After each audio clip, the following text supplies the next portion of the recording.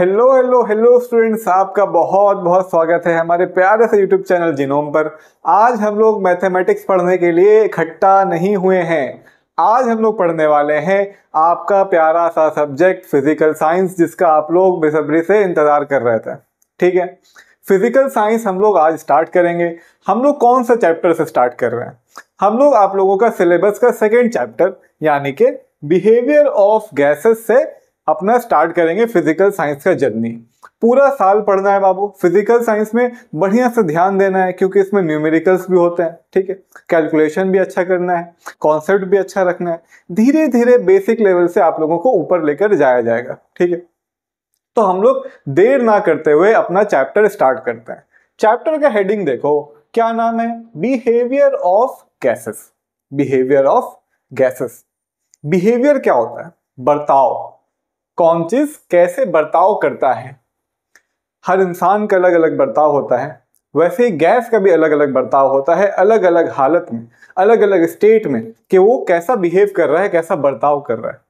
समझ रहे हो? ठीक है, तो हम लोग को इस चैप्टर में फोकस करना है बिहेवियर का। किसका? गैसेस का। अब गैस क्या है? गैस का साइंटिफिक एक्सप्लेनेशन क्या है? साइंस क्या मानता है कि गैस क्या है? हम लोग आम बोलचाल में तो गैस का मतलब समझते हैं कि भैया एलपीजी वाला गैस, सीएनजी वाला गैस, पेट वाला गैस। लेकिन साइंस क्या बोलता है कि गैस क्या है? तो गैस समझने से पहले हम लोगों को एक टर्म समझना होगा। क्या है वो टर्म? हम लोग को टर्म जो समझना है उसका नाम है मैटर। क्या नाम है? मैटर। मटर नहीं, मैटर। कौन सा वाला मैटर? झगड़ा झमेला वाला मैटर नहीं।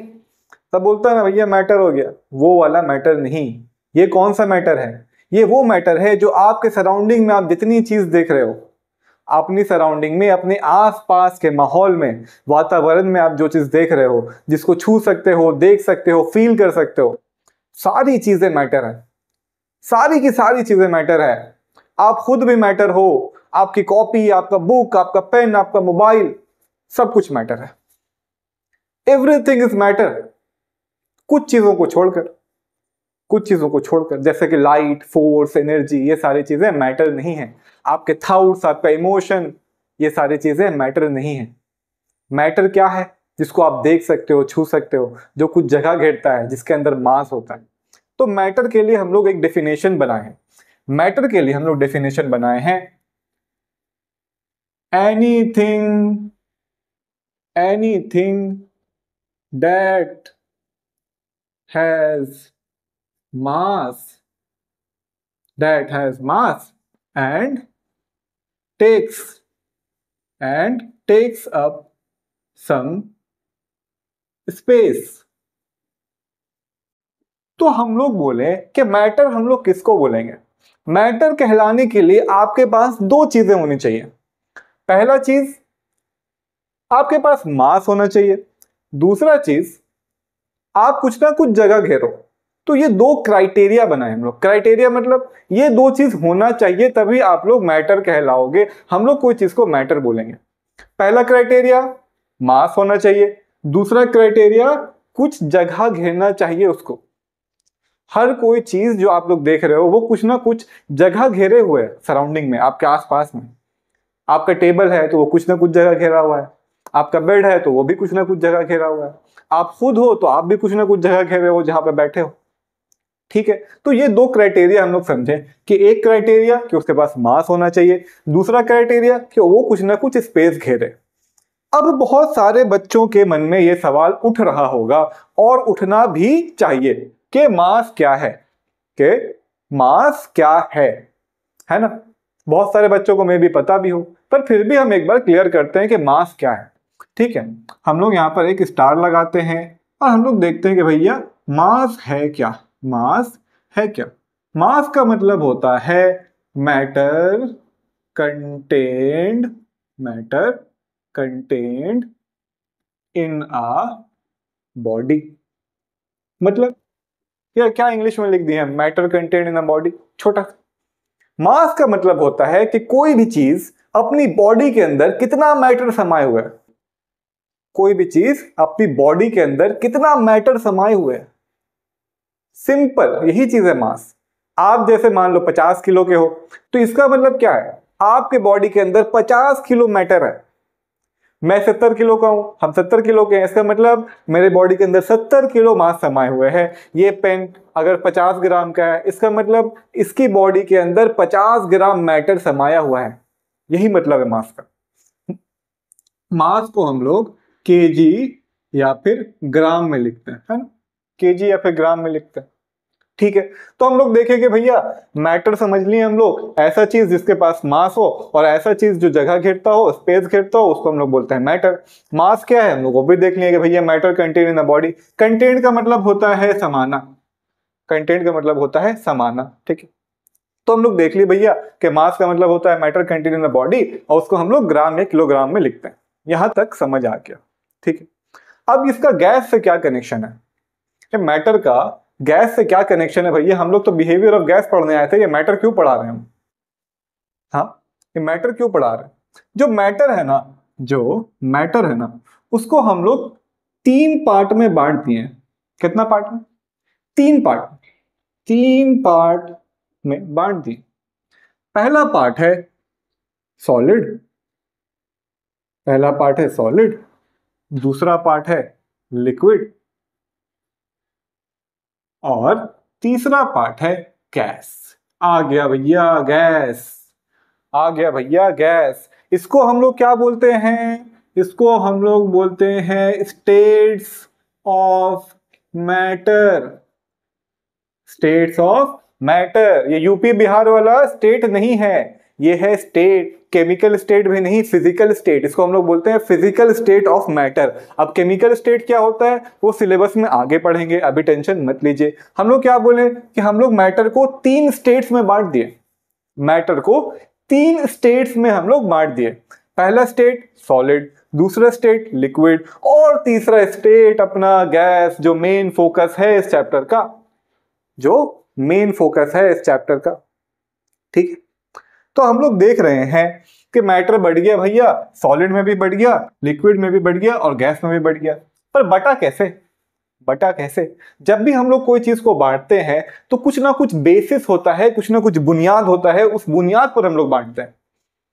बांटने का कुछ ना कुछ बुनियाद होता है। जैसे हम लोग बोलते हैं कि देखो भैया 60% से ऊपर वालों को हम लोग बोलेंगे डिवीजन 1, और 40 से 60% वालों को बोलेंगे डिवीजन 2, और जो उससे कम है उसको बोलेंगे थर्ड डिवीजन। तो कैसे बांटे हम लोग? एक डिवीजन रखें, मार्क्स, हम लोग एक बेसिस रखें मार्क्स का, कि हम लोग मार्क्स के बुनियाद पर बांटेंगे भाई। ठीक है, तो कुछ ना कुछ बेसिस होता है हर जगह पर बांटने के लिए, समझ रहे हो बात? तो यहां पर भी कुछ ना कुछ बेसिस रहा होगा। जैसे कि हम लोग इसमें बांटते हैं, मान लो एनिमल्स को बांटते हैं हम लोग कि इसके पास वर्टिब्रेट, ये लोग वर्टिब्रेट है, ये लोग इनवर्टिब्रेट है। तो हम लोग किस बेसिस पर बांटे? एक बेसिस था कि इन लोगों के पास वर्टिब्रल कॉलम था, तो उसको हम लोग बोले ये लोग वर्टिब्रेट है। इन लोगों के पास नहीं था तो इन लोग बोले इनवर्टिब्रेट है। तो यहां पर भी एक बेसिस है। क्या बेसिस है? बेसिस है, बेसिस है inter molecular, inter molecular force. ये हम 3 शब्द का बड़ा सा लिख दिए बेसिस, इंटर मॉलिक्यूलर फोर्स। समझ में तो नहीं आया होगा कि भैया है क्या इंटर मॉलिक्यूलर फोर्स, और ये कैसे बेसिस बन रहा है इन लोगों को बांटने के लिए। ठीक है, तो अभी घबराइए मत, इंटर मॉलिक्यूलर फोर्स हम आज अच्छा से समझाएंगे। इंटर मॉलिक्यूलर फोर्स बढ़िया से समझाते हैं। इंटर जो वर्ड आया ना, इंटर जो वर्ड आया उसका मतलब है 2 चीजों के बीच का मामला। इंटर का मतलब होता है 2 अलग अलग चीजों के बीच का मामला। जैसे कि inter school competition, inter school quiz, inter school football match. Inter यहां पे क्यों वर्ड यूज हो रहा है? क्योंकि वहां पर 2 अलग अलग स्कूल आकर कंपीट करते हैं। समझ रहे हो बात को? इंटर का वर्ड हम लोग इसलिए यूज करते हैं क्योंकि वहां पर 2 अलग अलग स्कूल आकर कंपीट करते हैं, आके कंपटीशन करते हैं। तो हम लोग यहाँ पर क्या लिख रहे हैं? Inter molecular force. Molecule, molecule मतलब जो अलग अलग पार्टिकल होता है मैटर का, अलग अलग। जैसे कि मान लो पानी लिए हम, H2O, तो H2O का ढेर सारा मॉलिक्यूल होगा, मिलियंस ऑफ मॉलिक्यूल होता है एक ग्लास के अंदर। ठीक है, मॉलिक्यूल क्या होता है नहीं होता है हम बताएंगे, बस इतना समझो कि पानी को छोटा छोटा कण है, पानी का छोटा छोटा पार्टिकल है, पानी का छोटा छोटा कण है, जिसको हम लोग बोल रहे हैं मॉलिक्यूल।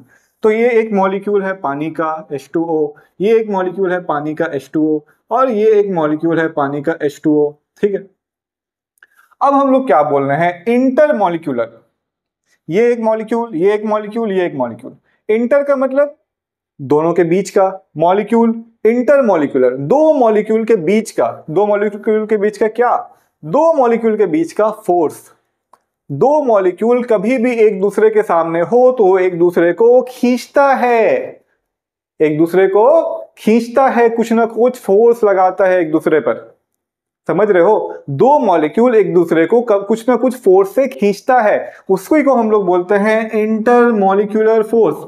नाम में ही आंसर छुपा है, नाम में ही इसका आंसर छुपा है, इंटरमॉलिक्यूलर फोर्स। दो मॉलिक्यूल के बीच का जो फोर्स है, ये इसको कितने फोर्स से खींच रहा है, ये इसको कितने फोर्स से खींच रहा है, कुछ ना कुछ फोर्स से खींचता है। ये संसार का नियम है। कहीं भी यूनिवर्स में दो पार्टिकल अगर मौजूद होगा तो वो कुछ ना कुछ फोर्स से एक दूसरे को खींचेगा, कुछ ना कुछ फोर्स एक दूसरे पर लगाएगा। यही तो न्यूटन बोला था, यही तो न्यूटन बाबा बोलकर गए थे। समझ रहे हो, तो यहां पर दो मॉलिक्यूल है, वो एक दूसरे को कुछ ना कुछ फोर्स से खींचता है। अब वो फोर्स ज्यादा है या कम है, वही तो बेसिस बनता है कि वो सॉलिड है या लिक्विड है या गैस है। समझ रहे हो, तो हम लोग बेसिस देखें, इंटरमॉलिक्यूलर फोर्स हम लोग का मेन बेसिस बनता है। उसके बाद भी कुछ कुछ बेसिस बनते हैं, पर जो मेन यही जन्मदाता है बाकी सभी बेसिस का, यही मेन है। इंटरमॉलिक्यूलर फोर्स ही मेन बेसिस है। उसके बाद हम लोग इंटरमॉलिक्यूलर स्पेस भी देखेंगे, पर मेन यही है इंटरमॉलिक्यूलर फोर्स। अगर अभी इंटरमॉलिक्यूलर फोर्स उतनी डीपली नहीं समझ में आया तो नेक्स्ट क्लास में हम लोग फिर से डिस्कस करने वाले हैं इसको, घबराने की बात नहीं है। तो आज की क्लास में हम लोग क्या देखें, आज की क्लास में हम लोग देखें कि हम लोग पढ़ने वाले थे बिहेवियर ऑफ गैसेस, पर हम लोग चले गए मैटर पर। मैटर का हम लोग बोले कि matter is anything that has mass and occupies some space. दो क्राइटेरिया बताएं कि मैटर के पास मास होना चाहिए और मैटर के पास स्पेस होना चाहिए।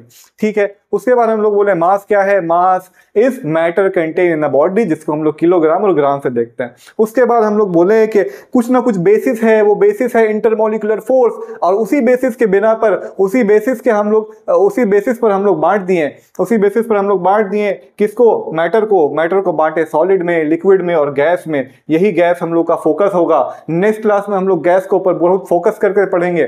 ठीक है, अभी आप लोग ये इंट्रोडक्शन क्लास था, इसको आप लोग कॉपी में लिख लो। ठीक है, उसके बाद नेक्स्ट क्लास में हम लोग आगे बढ़ाएंगे चैप्टर को। तब तक के लिए आप लोग बस इतना याद रखो कि मैटर है, मैटर का क्या डेफिनेशन है, मास का क्या डेफिनेशन है। हम लोग नेक्स्ट क्लास में मिलेंगे, तब तक के लिए भैया ऑल द बेस्ट।